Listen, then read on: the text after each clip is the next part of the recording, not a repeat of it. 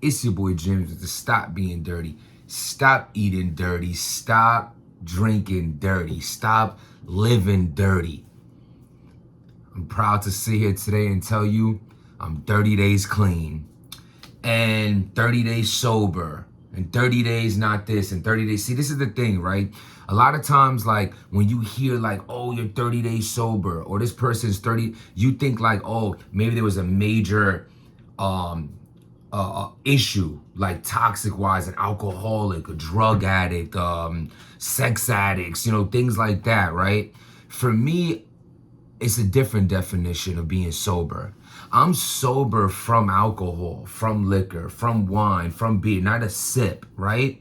But I'm also sober from being around the wrong people. I'm also sober from being in the places I don't belong. I'm sober from being around environments I don't belong. I'm sober from trying to control things that's out of my control. See, my sobriety has a different definition than somebody that might have to go to programs and things like this, because my sobriety comes from a different approach. And by the way, salute to those people. You take that step and you have anyone out there that has a problem with themselves, they realize their problem, they consume their problem, and they understand with analyzing it, they don't want to have that problem no more. So they take the proper steps needed in order to make a positive change in their life. I have nothing but respect for you. Even the people that fall off the wagon after trying to attempt to change themselves and then fall off and get back on. It is a journey and it's not an easy one. And don't expect anybody to understand not anybody, because I feel you, but don't expect everybody to understand your struggles and your issues. Some people be like, yo, can't you just stop drinking? Yo, can't you just stop smoking? Yo, can't you just stop doing drugs? Yo, can't you just stop being over there? Can't you stop talking to them? It's not that easy. And I've been around addicts. I've been around, you know what I mean? I've had family members with bad issues, back when, and I had friends with issues and things like that. And I'm sorry if I'm calling it an issue, if that's not the proper word. I want to be real sensitive with this because I know it's not easy, but salute to you. But the thing that I learned is like our minds, right? It would love to predict and plan for everything that's gonna happen. You want to predict everything and everything that's gonna happen, but that's just not possible. And that took me a while to understand how not possible that actually is. Like these expectations make situations 10 times harder than they might actually be. That situation might not even be that hard, but it'll leave you less powerful in those situations, believing that you can actually control them. So you need to stop and focus on the things you can control. I say all that to say this. There's no choice when it comes to me having to take care. I mean, it's something I wanted, but there's no choice that I have outside of taking care of the household. There's no choice but to make sure my children are provided for and taken care of. There's no choice but to go to work and make the money that pays the bills for the survival of my family. There is no choice. Now, there's no choice of many things, but we focus a lot on the things that you can't control, which I said is an impossible task. Those type things. But what could you control?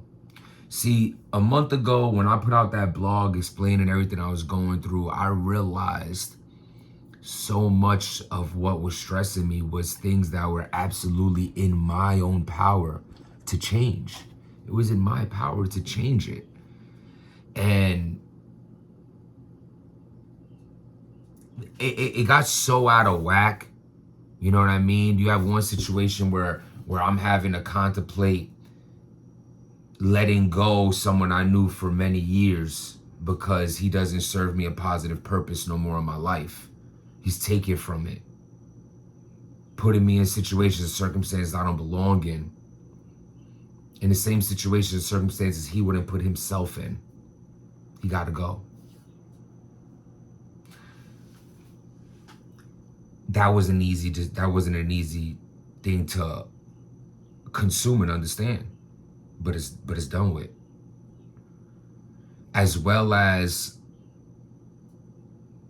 being in environments and being around people, being around other people, other environments that's causing me to stay up late, causing me to miss work, causing me to be sluggish with my kids, which they deserve the least. That needs to stop. So those two things seem so unattainable to me, because it seemed like, how am I just gonna? So what I did, I focused on the one thing I know what I could control right then and now. Right then and then, right then and now. I ain't drinking no more. And it's amazing that just stop drinking for 30 days automatically keeps you out of certain environments, because that environment is based on drinking. Lounges, clubs, bars. I ain't drinking. Why I'm gonna go? Now, maybe there are people that be like, nah, bro, I go to the club and go to the lounge and I don't have to drink. Cool. I'm not there yet. I'm not there yet. I wasn't there. I'm not there where I could just go and be like, yeah, I want to change. It ain't happening. I know myself. No one's going to know yourself better than you. I'm a realist. I knew I couldn't do that. Now, the beauty of this, not only did this keep me out of those situations, it made me look at people differently. It almost makes you realize who you were only around because you were drinking, partying, girls, music, blah, blah, blah, blah. Everything that comes with that shit. He's annoying. She's annoying. And this is how I looked when I was lit, or this is the type of conversations I was in, or this is the type of people that interest me. And I don't want to put people down, and I'm not trying to do that. But the fact of the matter is, these people and circumstances weren't for me. And I see that now with a sober mentality. It wasn't like, oh, I'm drinking alcohol every day. Like ARP was talking, he's like, yo, like, I had to say, like, it's not like gyms are out. It ain't that. Nah, bro. But I'm like, I'll drink a glass of wine every day. And, like, I'm not a weekend partier either, because, like, me and my kids, we out and about. You know what I'm saying? And then, like, during the week, I could just drink. It's not like I could be wasted up in here. But still, it was excessive. And when I did get that window of opportunity, like my parents want to hold the kids down, oh, I'm out and I'm getting lit like they ain't no lit tomorrow. Like I can't get lit again tomorrow because I can't. But see, that one litness led to 2 days of recovering, 2 days out the gym, 2 days of attitudes and being sluggish, 3 days of not even getting strength back. Oh, by the way, I didn't do the last weigh-in blog. I'm 186. Where do we start this at? You could check the first blog, whatever that is. Where we start this at? We're trying to get to, this is the road to 180. I'm 186 right now. We was above 200. You know what I mean? Intermittent fasting, no alcohol, no sugar, no carbs. Feeling great. My face is leaner. Your boy looking younger and more solid. I'm feeling great out here. You know what I'm saying? It's immediate. I'm feeling good right now. This shit look baggy right now. It might be a large, but I feel good. You know what I mean? About to do my cardio. I'm up before my alarm, up before the house.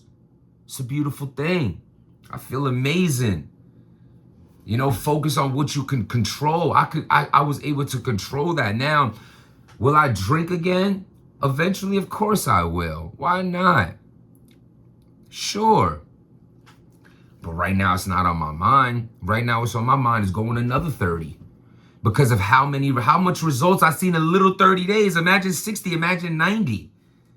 Imagine that. Now, I'm a extremist. I like holding on to the number. Like, it would be dope to be 100 days not drinking. But it's not like I can't control myself. Like, I've regained control in this 30 days. I know, and what I mean by control myself, again, is being around the wrong people, the wrong environments, going to the wrong places. Now, if I'm with my family, can I have a glass of wine? Sure, go ahead. But would that come in between the goals I have? Yes, it will right now. I'm trying to be the best me, the most healthy me. I'm trying to get on my lean muscle shit. Summer's coming. My mind is working better. I'm rereading books. I just reread The Mastery of Love. It's a great story. Like, it's a great outlook on like relationships and like life and friendships by Miguel. I don't know the name, but look it up. Salute to him. Fire book. But I just want to say, I've been talking to y'all for 10 minutes. I'm going to stop it around here, but I just wanted to reach out and say thank you to everybody that's been like, supporting the channel, everybody that's been supporting me, everybody that was here on this journey, everybody that understood when I was venting and things that I was going through, and everybody who's going through similar things as well. You know what I mean? When I sit here and hear the issues that I've had or was going through, it almost could be minuscule to what some of you might be going through. So a lot of times we can't compare our situations, but maybe we can. Maybe the grass isn't greener on the other side. Or maybe you could focus on your blessings more than the bad things in your life, especially with me, that all those things were in my control, even though it was hard to just snap your finger and get rid of a friend, get rid of her, get rid of him, get rid of that, get rid of this. It's not easy, but I'm doing it. I did it and I feel great. Thank you for everybody who held me down. I really appreciate y'all. We got more blogs coming, more fitness blogs, more weight loss journeys, more what food we eating, more gyms and ARP, more recaps, more predictions, and I'm here. I'm consistent. I'm feeling amazing. Thank you to everybody again. Hit that like button for me. Hit that subscribe button. Stop eating dirty. Did I say eating dirty? Being dirty. Just stop dirty. Stop dirty.